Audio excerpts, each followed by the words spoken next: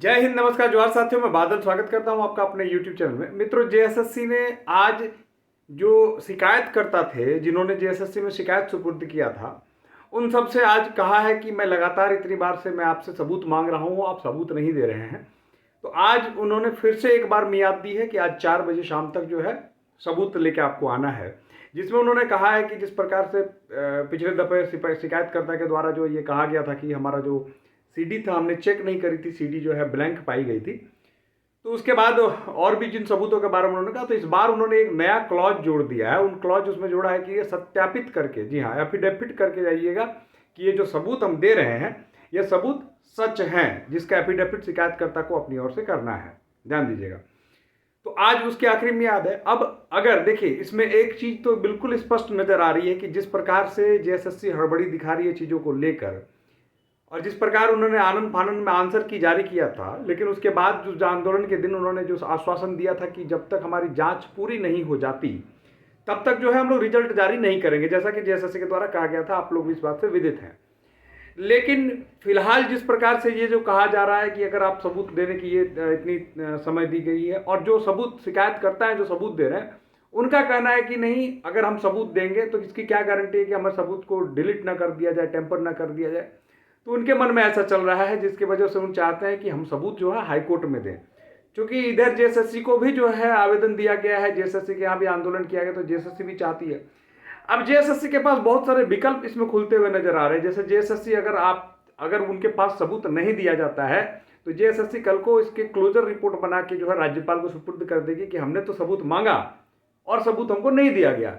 Similarly यही case जो है कोर्ट में भी वो जाके कह सकते हैं कि हमने सबूत मांगा था, हमें सबूत नहीं दिया गया। तो दोनों जगह से जेएसएससी अपने लिए क्लीन चिट ले सकती है इस बात को कह के। ध्यान दीजिएगा। लेकिन अब क्या करना है, क्योंकि अभी जो स्थिति है, परिस्थिति, वो किसी से छुपी हुई नहीं है। ठीक है। तो अभी की परिस्थिति में मेरा तो ये निवेदन होगा कि जो शिकायतकर्ता ग्रुप हैं वो जेएसएससी को भी एक सबूत दें, लेकिन इन कानूनी पहलू पर भी वो विचार कर लें कि सबूत जो है किसी वकील की उपस्थिति में ले जाके दें, ताकि जो सबूत दें उसके साथ किसी प्रकार का डॉक्टरिंग नहीं किया जा सके, उनके साथ कोई छेड़छाड़ ना की जा सके। अगर उन्हें ऐसा लगता है कि आयोग इस प्रकार का कुछ कर सकता है, या आयोग भरोसा उनको नहीं हो रहा है, क्योंकि उनका कहना है कि पिछली बार जो हमने सबूत दिया, अन्य सबूतों पर किसी प्रकार की कोई निष्कर्ष नहीं निकाला गया। अब देखिए मित्रों, कुल मिला के एक बात समझ लीजिएगा, जेएसएससी का एक रास्ता और क्लियर हो जाएगा कि अगर वो मान लीजिए, जैसा कि उन्होंने कहा था कि 10 दिनों के भीतर हम रिजल्ट दे देंगे, अगर परिस्थिति ऐसी बनती है कि वो 10 दिनों में रिजल्ट देने की बात करते हैं, तो ऐसे परिस्थिति में तो ऐसा भी हो सकता है कि वो जो है राज्यपाल को एक रिपोर्ट दे देंगे कि भाई राज्यपाल के प्रति हम जवाब देते, क्योंकि राज्यपाल के यहाँ से लेटर गया था। तो राज्यपाल को कहेंगे कि देखिए हमने मांगा था लेकिन हमें कुछ दिया नहीं गया, और जो भी हमें मिला या फिर हमारी जानकारी के हिसाब से अभी तक किसी प्रकार का कोई लीक नहीं हुआ है, अतः हम लोग इसका रिजल्ट जारी कर सकते हैं, और इस आधार पर वो जो है रिजल्ट भी जारी कर सकते हैं सीजीएल का। ध्यान दीजिएगा। तो ये चीज़ें अब बहुत ही कॉम्प्लिकेटेड, नाजुक मोड पे आके खड़ी हो गई हैं चीज़ें मित्रों। अब देखिए, लाखों छात्रों की बात है, भविष्य का बात है। लाखों छात्रों ने जो है भरोसा किया, शिकायतकर्ता जो उनके अगुवा बने, उनसे भी उम्मीदें रखी।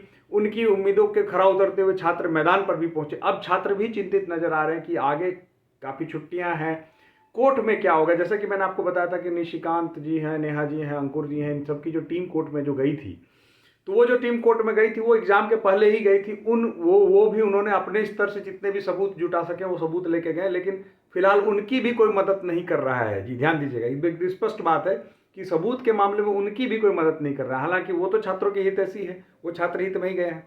तो अभी स्थिति बहुत कॉम्प्लिकेटेड होती जा रही है।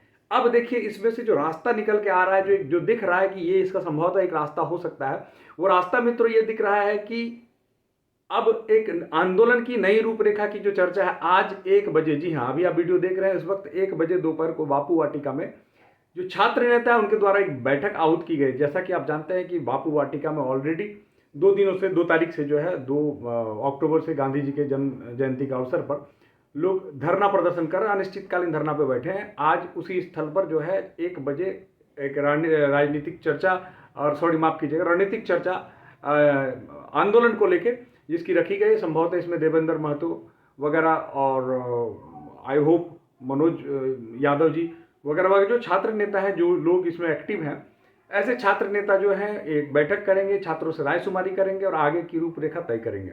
तो मेरा ये कहना है तमाम जो लोग रांची आसपास है इस बैठक में ज़रूर से ज़रूर पहुँचे और उनकी जो रणनीति बनती है उस रणनीति को देखिए। चूँकि मेरा ये शुरू से मानना था कि जो ये आंदोलन है वो छात्र नेताओं के नेतृत्व में ही होना चाहिए। जी हाँ, ध्यान दीजिएगा, छात्र नेताओं के नेतृत्व में ही आंदोलन होना चाहिए था, ये मेरा शुरू से मानना था।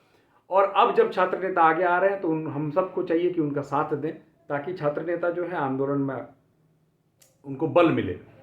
तो ये 2-3 चीज़ें महत्वपूर्ण हो गई मित्रों। आज सबूत देना है, देखा जाता है क्या होता है, क्या अपडेट आता है, मैं आप तक जरूर पहुंचाऊंगा। दूसरी बात है कि आज जो रांची में आंदोलन चल रहा है बापू वाटिका में, उसी स्थल पर जो है आंदोलन की रूपरेखा तय होगी नए आंदोलन की। और तीसरी जो सबसे महत्वपूर्ण बात है कि जेएसएससी इन सब का आड़ लेकर कहीं रिजल्ट निकालने के फेर में नहीं है। तो मैं आशा करता हूं कि इन बातों से आप सहमत हैं। अगर इन बातों से सहमत है तो वीडियो को शेयर कीजिए, अधिक से अधिक लाइक कीजिए, चूँकि आप जानते हैं कि मेरा चैनल जो है इस वक्त बहुत ही डिस्टर्बिंग मोड में है, तो इसको आप लाइक करके ही इसको ठीक कर सकते हैं। आशा करता हूं कि मैं अब मेरी बात, जो आपकी बात मुझे उठानी चाहिए तो मैं लगातार उठा पा रहा हूं, इसलिए आपसे भी सहयोग अपेक्षित है। जय हिंद, धन्यवाद।